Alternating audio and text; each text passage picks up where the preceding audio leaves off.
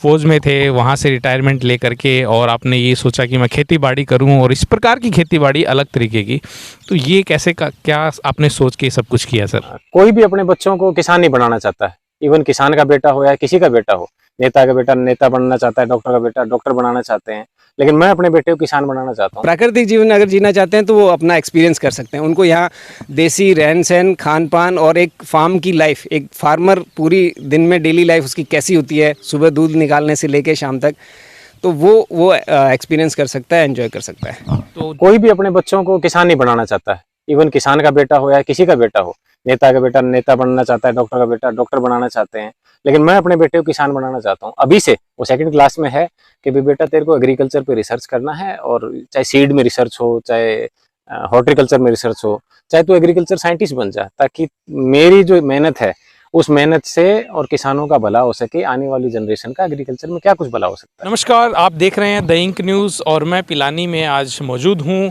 मैं एक कहानी बताने जा रहा हूँ आपको, दो फौजी भाइयों की, जिन्होंने ठाना कि इस केमिकल भरी ज़िंदगी से निकलना है बाहर। तो उसके लिए उन्होंने तैयार कर दिया एक हरा भरा पूरा घर, जो कि आपको सब कुछ चीज़ें नेचुरल प्राप्त होंगी। मेरे साथ में मुकेश मांझू जी हैं, वो पूरी कहानी अपनी बताएंगे। सर, आप फ़ौज में थे, वहाँ से रिटायरमेंट लेकर के और आपने ये सोचा कि मैं खेती बाड़ी करूँ और इस प्रकार की खेती बाड़ी अलग तरीके की, तो ये कैसे का क्या आपने सोच के सब कुछ किया सर? भाग दौड़ भरी ज़िंदगी से और जो मेट्रो सिटी की जो लाइफ है उससे जो है एकदम ऊब गए थे।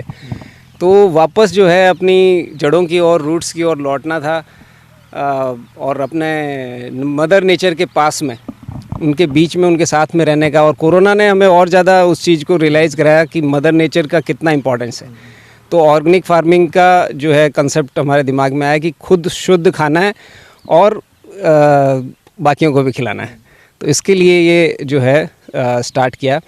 इनिशियली तो ये पैशन था एग्रीकल्चर का कि कुछ क्रिएट करें नया। तो किसानों का क्या है, एक इमेज रहती है कि भाई वो दीनहीन गरीब और उस टाइप की इमेज रहती है। तो अपना जो एक्सपीरियंस है, अपनी नॉलेज है, उसको लगा के और उनको उनकी स्थिति को और बेहतर बनाना कि कैसे आप इम्प्रूव कर सकते हो, कैसे अपना मार्केट डेवलप कर सकते हो, अपने प्रोडक्ट की कैसे वैल्यू करा सकते हो। तो इसके लिए एक हॉलिस्टिक अप्रोच अपनाया कि कैसे इंटीग्रेटेड फार्मिंग की जाए, कि अकेला सिर्फ एक दो क्रॉप पे ही डिपेंड ना रहा जाए। मल्टीपल क्रॉप्स और हॉर्टिकल्चर और एनिमल हस्बेंड्री, इको टूरिज़्म, इन सब को मिक्स करके, एपीकल्चर है, सेरीकल्चर है, फिशिकल्चर है, इन सब को इन्वॉल्व करके कैसे आपकी इंटरवल्स पे आपको इनकम होती रहे, और आप एक क्रॉप अगर आपकी डाउन हो जाए तो आप दबे नहीं, आप सस्टेन कर जाएं, आपकी नेक्स्ट क्रॉप पे फोकस करें, वो आपको भरपाई कर देगी। तो अभी आप इस में खेती में क्या क्या आप उगा रहे हैं, यहाँ पर क्या क्या प्रोडक्शन तैयार कर रहे हैं? हमने रिटायरमेंट से पहले ही प्लान कर लिया था कि हमें जो है इस फील्ड में आगे करना है, नहीं तो रिटायरमेंट के बाद में कोई भी दूसरी जॉब, सरकारी जॉब में जा सकते थे। तो सबसे पहले रिटायरमेंट से 4-5 साल पहले ही हमने प्लांटेशन कर दिया, कीनू का, मौसमी का और ऑलिव ऑयल का। उसके बाद में राजस्थान एग्रीकल्चर डिपार्टमेंट की हेल्प से हमने डेट्स का भी प्लांटेशन किया। तो एक खुनेजी वैरायटी है, ये इज़राइल से इंपोर्ट किया हुआ सीडलिंग है। तो ऑलिव का और डेट्स का मेन रहता है।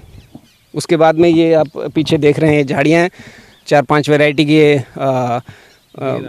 बेर लगा रहे हैं। और दूसरे फसल भी हैं बीच में, जैसे नॉर्मल क्रॉप है उसके बीच में जायद क्रॉप लेते हैं, तरबूज लगाते हैं 4-5 वैरायटी के, और खजूर का और ऑलिव का रहता है। गेहूँ आप? हाँ, गेहूँ का क्या है, एक इजरायली वैरायटी की गेहूँ है। वो बीज छोटा होता है लेकिन उसकी जो बाली है वो लंबी होती है और पूरा एक बूटा बनता है उसका। तो वो एक्सपेरिमेंट किया है अभी। एक ब्लैक वीट का किया है। तो ब्लैक वीट भी काफ़ी अच्छा हेल्दी रहता है, उसमें ग्लूटेन की मात्रा कम होती है, शुगर वाले भी खा सकते हैं, जिनको गेहूँ की एलर्जी होती है वो भी खा सकते हैं। और बाजरे का आपने किया है, एक डेवलप किया बाजरे का? 7-8 साल लगे हैं उसको डेवलप करने में, कि धीरे धीरे जो उसका जो सीटा होता है उसकी लेंथ जो है वो करीब करीब 4 फुट तक पहुंचा दी। 8 साल तक उसको आगे पीछे से कट करके उसके जो बढ़िया बढ़िया सीड्स हैं उनको बार बार बो के और उन्नत करके तो वो एक वैरायटी बाजरे की डेवलप की है। और अभी तो गवर्नमेंट भी जो है बाजरे पे और मिलेट्स पे इंटरनेशनल ईयर फॉर मिलेट्स बना रहे हैं। तो मिलेट से बहुत सारी चीज़ें उन्होंने प्रोडक्ट बनाया है, उसको प्रमोट कर रहे हैं कि मोटा अनाज जो है उसको प्रमोट किया जाए, वो हेल्दी भी है और हमें अकेले गेहूं पे या चावल पे इन पे डिपेंडेंट नहीं होना पड़ेगा। तो अभी आप जो प्रोडक्शन कर रहे हैं, आप बता रहे थे जैसे गेहूं है और सरसों है, उस सरसों का ऑयल है वो ओरिजिनल आप ऑयल निकाल के मार्केट में सेल आउट भी करते हैं। तो सरसों हम बोते हैं, डायरेक्ट सरसों मार्केट में देने की बजाय हमें हर घर में ऑयल की ज़रूरत होती है और अच्छा कच्ची घानी का ऑयल जो है मिलना मुश्किल होता है। मार्केट में जो ऑयल आता है उसका कोई भरोसा नहीं है कि वो प्योर है कि नहीं है। तो वो जो हम घर पे ही ऑयल निकलवाते हैं, उसकी खल तो जानवरों के काम आ जाती है और जो ऑयल होता है उसको हम घर में कंज्यूम करते हैं और जो नियर डियर हैं उनको भी कंज्यूम हो जाता है। तो वो प्योर ऑयल है। तो इको टूरिज्म पे आपने फोकस किया है और उसके लिए भी यहाँ पे हमने देखा वो डेवलप किया है आपने, उसके बारे में थोड़ा। हाँ, ये एक नया वेंचर है। राजस्थान गवर्नमेंट की भी एक पॉलिसी आई है पेइंग गेस्ट होम की, रूरल और अर्बन के लिए। तो उसमें हमने रजिस्टर भी करवाया है।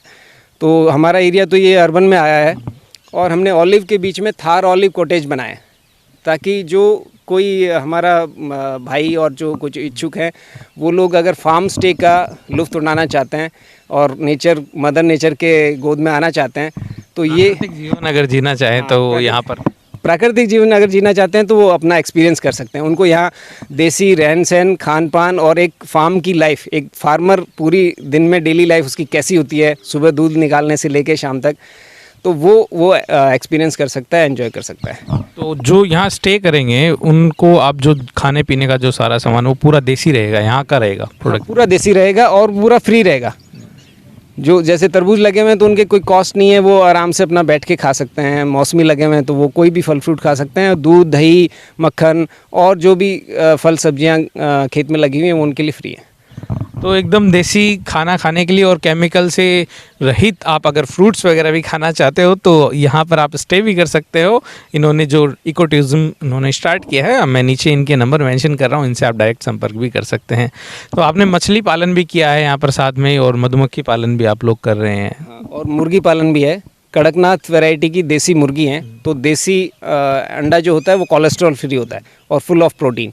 तो जहाँ जो लोग यहाँ स्टे करते हैं उनके लिए वो भी अवेलेबल होता है। और मछलियाँ हैं, फार्म पॉन्ड बनाया है जो रेन वाटर हार्वेस्टिंग के लिए। पूरे घर का सारा जो पानी है वो ऐसे ही वेस्ट जाने की बजाय उसको फार्म पॉन्ड में डालते हैं।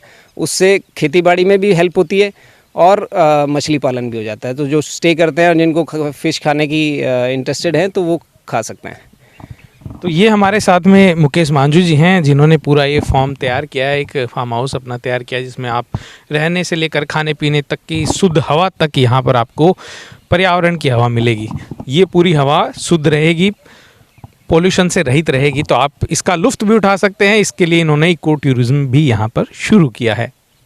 मेरे सहयोगी कैमरामैन निरंजन के साथ मैं दीपक दहिया, इंक न्यूज़ पिलानी।